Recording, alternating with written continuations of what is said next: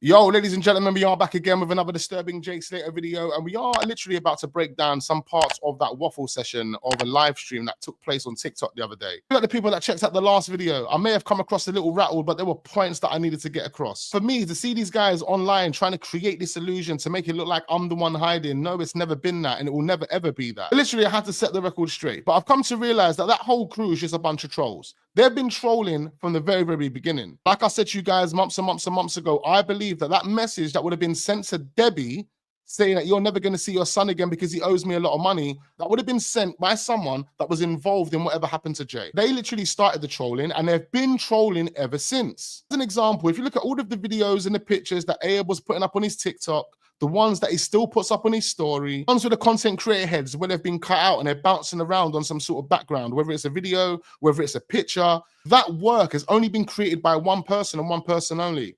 And that's Sluggy Side Chick. This is a guy that claims he was a part of the rescue team that helped Chris locate the body, that gave Guardia Civil the tip-off. The same guy from the very beginning has been creating content, attacking creators, but he hasn't been posting all of the content. No. He's actually been creating that content and giving it to Ayab to post. Yeah, he's giving it to Ayab to post. So any type of content where you see my face on it, Duncan's face on it, Mariana's face on it, those videos and those pictures have been created by Sluggy Side Chick. And that right there defeats the illusion that they try to create on that live stream, whereby they act like they've only just met each other or they've only just started speaking to each other. Wrong. You man have been dealing with each other from the very beginning. You man came together, no Diddy, and corroborated a story together. See, it's funny how Brandon's the silent one here. Yeah, Brandon. Everyone forgets about Brandon. He's the silent one here. Hasn't said nothing, no statement, no nothing. We remember hearing Ayab saying that he was going to get Brandon, aka Royston Cropper, into the Telegram group and that we're not going to get it for free, indicating that people had to pay for the information. But he will sit on that live stream acting like that ain't his vibe. He ain't trying to make money off a bad situation, you liar. And then you have people like Simon Urel sitting on the same live stream, lapping up all of that information, taking it in as if it's gospel, without doing any research on Ayab and what Ayab's been doing online since Jay died, without doing any research on Sluggy the Side Chick to see how he's been operating online since Jay was found. Like Simon hasn't done none of that research. He hasn't done no investigative work whatsoever. He's there sitting on a live stream panel with people that have been mentally manipulating the way Debbie feels, the way Warren feels, what they think, what they believe. Don't worry, we're going to get to Shane, because there was one common denominator on that live stream podcast. And do you know what that common denominator was? Is that everyone on there, besides the people that weren't really speaking, were all linked to one person and one person only. Rachel Hargreaves. Sluggy, linked to Rachel. Sharon, linked to Rachel. Shane is linked to Rachel. Don't worry, we're going to get to you, Shane. And as I've told you guys multiple times, Ayab and Rachel, in my opinion, have come together to corroborate a story behind the scenes to make it make sense as to why Jay went to the Airbnb. But not only that, to protect two other people, Brandon and Bradley, her son. They're two people who are being protected. And I believe Sluggy Side Chick got himself involved to protect Brandon. And we've got the evidence to prove that Sluggy, Brandon, as well as Lucy already had a relationship prior to Tenerife. Now, if Brandon and Sluggy would have had a relationship prior to Tenerife, then in my opinion, I'm going to make the assumption that Ayab and Sluggy would have also known each other prior to Tenerife, because Ayab and Brandon are good mates. They're good mates. Brandon and Ayab are mates. How does it make sense that Lucy doesn't know who Ayab is? How does it make sense that Sluggy, who Brandon was calling out on Facebook 2-3 years ago, doesn't know who Ayab is? How is it possible that Ayab, who knows the truth, Sluggy, who knows the truth about what happened to Jay, are still online attacking people? Because that's exactly what you're doing. See, I'm a content creator. I've done nothing wrong. I'm reacting to a story, and I'm holding you guys accountable for the stories that you gave. Now, your stories that you gave are inconsistent. They don't make sense. There's a bag of lies in there. So therefore, I'm going to hold you accountable. Regardless if Sharon believes I've disappointed her, regardless if people believe I'm going over the same content again and again, the point of this is to hold you, man, accountable to the fake stories that you gave us from the get-go. And to continue proving that those stories are fake, that the pictures that you put up on Jay's Snapchat, fake. See, let's be real now. If I was someone that was really milking this Jay Slater case, you really think I would put my neck on the line and tell Ayab, let's link up in real life? Because on that basis, it sounds like I'm willing to sacrifice all of this for the truth of Jay Slater. So for anyone that's there saying, oh, wax, you're milking this, you're only doing this for money, BS. because I'm calling out every single one of you. Anyway, I think I've rambled on for a bit too long. Let's check out the first bit of BS that we found in this live stream. All right, so like I was saying to you guys, the trolling started in-house. I've always told you that. I've always said that. Remember what I said to you guys in my last video? What was they actually calling me out about? Was they calling me out about my theory?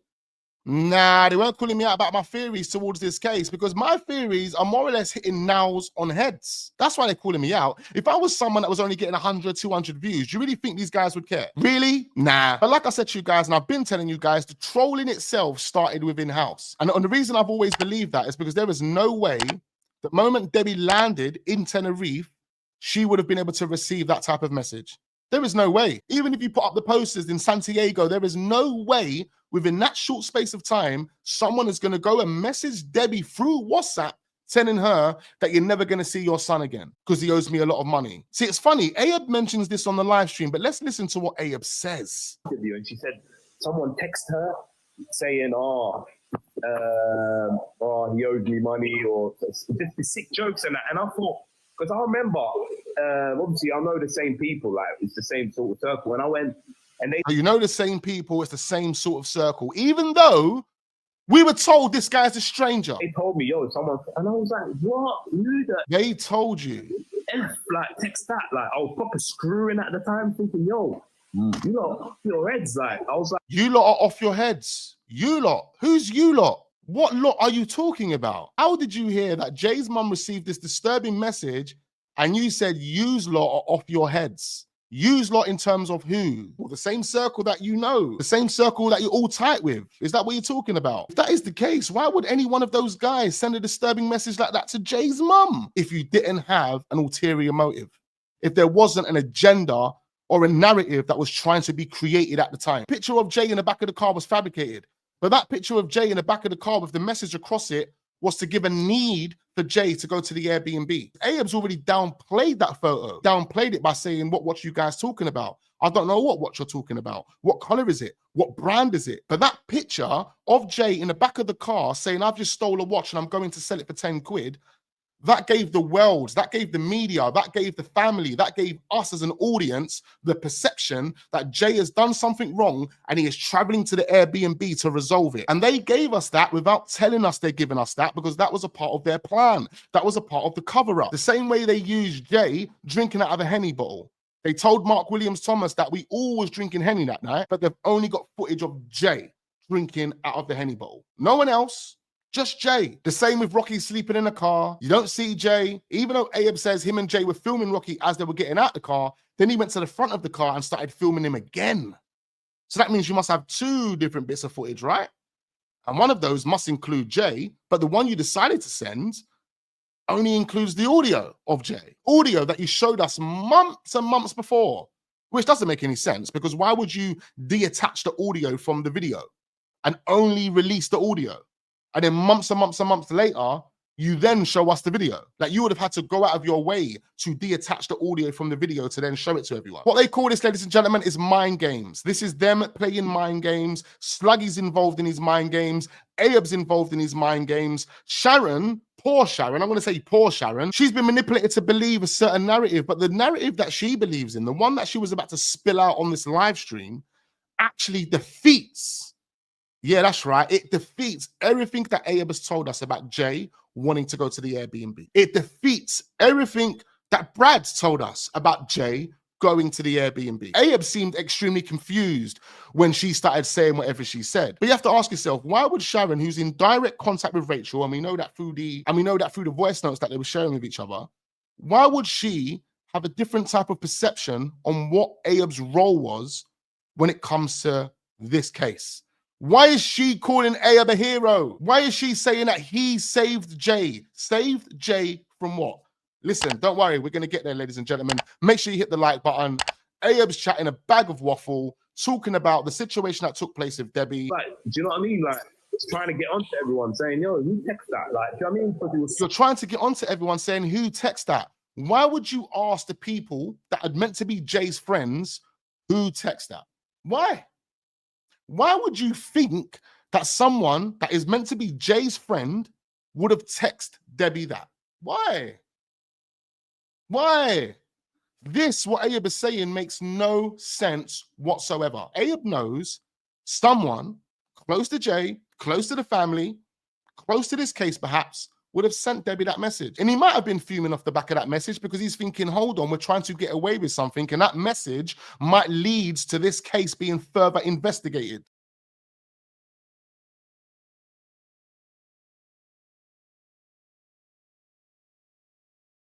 Ayub again is slipping up here, ladies and gentlemen, because he's indirectly telling us that whoever sent that message to Debbie was someone who knew Jay personally. Otherwise, he wouldn't have said he asked members of the circle who sent that message to Debbie.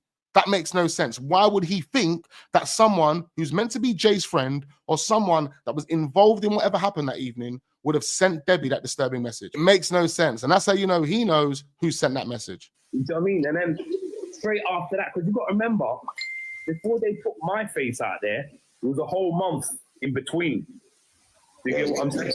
They were just showing his face, his face, his face. He was showing his face, his face, his face. I can only assume he's talking about Jay. And then my face come on the paper. And then I spoke to that Mark guy, and he said the Daily Mail went to the Airbnb and paid for my photo and my profile photo. Do you know what I'm saying? And so the Daily Mail paid for Ayub's photo, basically. I don't believe that. Name and that. But that's why I put a fake name on there. I said Abdul Satin. That's why you put a fake name. So you're telling us that you knew this was all going to happen. Is that what you're telling us? You put a fake name because you knew the Daily Mail was going to buy your picture off the Airbnb site. Is that what you're saying here? Guys, take in what this guy is saying. People on this live stream are so fickle, they're not actually taking in what Ayub's saying here. Me personally, right? Yeah. I don't speak for Debbie and I don't speak for Warren when I say this, but from what I know of the case myself, if the shoe had been on my foot and I was my son up in that mountains, I would actually be thanking Ayub for saying yes to my son. He can and give him a place to stay. What? And at the end of the day, he was down to my son and walked off. Hold on. Sluggy, the side chick, is basically saying if Jay was his son, he would be thanking Ayub for taking him to the Airbnb. Now, he's saying that based on the information that he knows, the story that he knows. But that doesn't make any sense because Jay's hotel was only 8 minutes down the road from where he was partying. Ayub's Airbnb was 45 minutes to an hour away. Even if he tells you he got there in 30 minutes, it's still 30 minutes away in comparison to an 8-minute journey. If Ayub was truly being helpful, he would have taken Jay to his hotel. He'd have called Jay's friends for them to come and pick him up because I'm sure they were local, they were close by. They only got split up according to Brad. They couldn't have been that far apart. Ayub could have also called him a cab whilst on the strip and said, don't worry, bro, I'll wait for the cab with you. I'll jump in the cab, go to your hotel. The way Sluggy, the side chick, is making this look like, the best place for him was taking him to the Airbnb out of the way of everyone. Why was going to the Airbnb the best thing for him, even though his hotel was only 5 minutes down the road or 8 minutes down the road? Where was Brad? Where was Brandon? Where was Lucy? Why wasn't they there to support him, provide him help him get back to his hotel? It just makes no sense. It's like those guys have been taken out of the frame. Jay's been left in the frame by himself, allegedly met people that he met that day, according to Lucy, and then decides to go to an Airbnb. It just doesn't make any sense how we're hearing Debbie and Warren should be thankful to Ayub for taking him to the Airbnb. What about everything else that Ayub's done online, the way he's been carrying himself, the way he's portrayed himself online since Jay's disappearance, since Jay's funeral? Are you really telling me that Warren and Debbie need to thank him? Are you taking the piss? It seems to me that Sluggy is showing his cards right now. He's showing his cards, he's showing his true colors, and he's proving that he's on Ayub's side. He's always been on Ayub's side. This is the reason I started off the stream by telling you, since July, all of those videos and photos that Ayub's been putting up, aiming to take the piss out of the content creators that are talking about Jay, those videos and photos were created by one person and one person only because they're all the same. They've been created the same. They're all done by Sluggy, the side chick. And he has been giving them to Ayub so Ayub can troll every single one of us online. Now, what is that proving? That they have been working behind the scenes together only to troll people that have been talking about Jay, but also to cover up the truth about what happened to Jay. And Sluggy proves it in this live stream again. Because the moment Ayub starts talking about Jay's phone, what does Sluggy do? That's all we need to know, ladies and gentlemen. In fact, that's all the evidence we need to prove that they have been trying to cover up this mystery from day one. At the end of the day, like, I can't tell an adult, like, whether he's 19, he's over 18. In my eyes, that's I treat people as who they are. Do you know what I mean? Like, I would say, like, if someone's telling me, yo, bro, I need to cut, and I say, yo, I'll give you a lift. Are you sure you want to cut? And they say, yes, I need to cut. Okay, why did he need to cut? You got to think he's only been there for 40 minutes. You gave him a blanket. You gave him a towel for him to have a shower. You gave him cigarettes. You gave him a charger to charge his phone. But within a space of 40 minutes, Jay wants to leave. Now, when you take that for what it is, it actually connects with what Sluggy just said, that Jay's parents should thank Ayub for taking him to the Airbnb because he was in trouble. That's why he had to go to the Airbnb. And whoever he was in trouble with knew where his location was. So on that basis, he had to leave immediately. And that's the reason why he went the wrong way, because he knew whoever was coming for him were coming up the hill. They were coming from the direction he should have been going in. But that's the picture that they're painting now. That's the picture that Sluggy, that Ayub are trying to paint for us. But they're still trying to put all the blame on Jay, saying, look, I offered him a lift. If that's the case, and Mark Williams Thomas was right, and Jay feared for his life whilst he was at the Airbnb, then why would Ayub be acting as if he was willing to offer the guy a lift? You should have been offering him a lift on the strip back to his hotel, which is 8 minutes away. But you wanted to offer him a lift in the morning when he was ready to leave after only being there for 40 minutes. And then you got these people on the live stream really lapping this information up, with Sluggy really pulling the strings. I mean, he's right. Sluggy, you were right the whole time, weren't you? You have been one of the master manipulators behind this. You have. You have been pulling the strings of Ayub. You were pulling the strings of Chris. I mean, you claim that. You admitted that yourself. You forced Chris to go and speak to Debbie and Warren. Prior to that, Debbie and Warren didn't even know who Chris was. But why did you force Chris to go and tell Debbie and Warren what you guys were doing? Was that a way of you controlling the online narrative and being able to pull the wool over everybody's eyes, like you have been doing, even on this live stream? Because let's be real, if the situation was different and he rang his pal and said, look, I need to leave, but this guy won't let me leave, I would have been arrested. Yeah. Hold on. That makes no sense. Again, it makes no sense. The reason why that doesn't make any sense, because based on what Ayub's saying there, it sounds like Jay wanted to get away from you, man. Was Jay in a rush to get away from you, man? Again, their story is so conflicting. Aim of their story is to point you in multiple directions because they want to confuse you. But what Ayub's saying here is like, if I would have stopped Jay from leaving, he would have phoned his friend and said, bro, I want to leave and your mate's not letting me leave. And what's so interesting is the fact that he mentioned, if I would have held him, he would have phoned his mate. Phoned his mate. And then later on in this live stream, you want to talk about the family having the phone. In the podcast that you've done with Cullen, you told us that you could hear Jay sending messages to and from his friends. It sounds like I know what the documentary is going to show us. Yeah. They fabricated messages on Jay's phone to and from friends to make it look like Jay was leaving that Airbnb. And the picture they're now painting is that Jay was in trouble. That's why Jay had to go to the Airbnb. He didn't lose his key. He didn't give his key to Brad. He was in trouble and Ayub saved him. That dangerous strip. Oh, it's such a dangerous strip. Ayub, the hero, got Jay into a car, took him to an Airbnb in the mountains in a secluded area, and the boy was never seen again. But Ayub is the hero. Yeah. Bravo. Bravo. It's like everyone looks for someone to blame. Yeah. And that blame is... It's so funny how he says that. Everybody looks for someone to blame. But if you listen to all of their stories, everybody is blaming Jay. Everybody is blaming Jay. Lucy blames Jay. Brad blames Jay. Ayub's blaming Jay. Listen to the stories. They're all blaming Jay. Rachel blames Jay. Isla blames Jay.